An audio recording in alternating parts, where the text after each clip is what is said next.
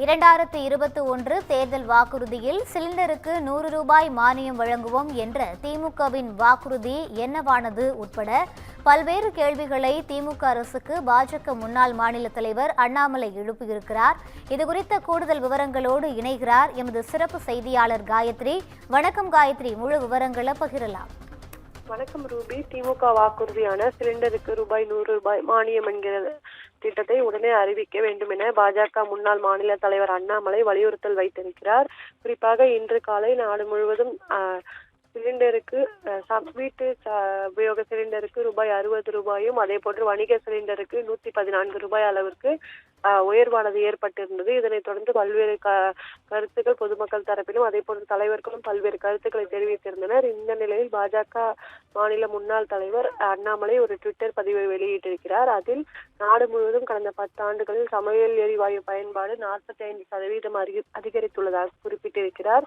மேலும் பிரதமர் கொண்டு வந்த உஜ்வாலா இலவச சமையல் எரிவாயு திட்டம் உள்ளிட்ட பல்வேறு நலத்திட்டங்களால் கடந்த 10 ஆண்டுகளில் சமையல் எரிவாயு இணைப்பு 14 கோடி வீடுகளில் சுமார் 100% மேல் அதிகரித்துள்ளதாகவும் 33 கோடிக்கு அதிகமான வீடுகளில் இன்று சமையல் எரிவாயு இணைப்பு வழங்கப்பட்டுள்ளதாக அண்ணாமலை குறிப்பிட்டிருக்கிறார்.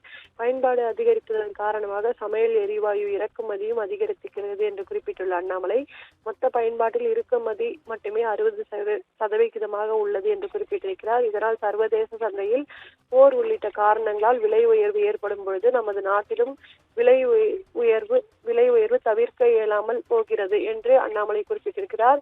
இதனைத் தொடர்ந்து அவர் திமுக தனது கடந்த 2021 தேர்தல் வாக்குறுதி எண் 503 சிலிண்டருக்கு 100 ரூபாய் மானியம் வழங்குவோம் என்று அறிவித்திருந்தது. ஆனால் அந்த வாக்குறுதி தற்பொழுது என்னவானது என்ற ஒரு கேள்வியை எழுப்பியிருக்கிறார். 5 ஆண்டுகளை கடந்தும் இன்னும் அதனை நிறைவேற்றவில்லை என்றும் அண்ணாமலை குற்றச்சாட்டு ஒன்றை வைத்திருக்கிறார்.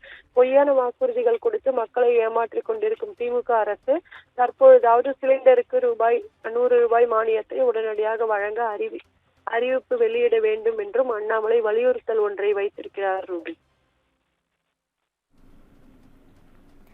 விரிவான விவரங்களை வழங்கியமைக்கு நன்றி காயத்ரி.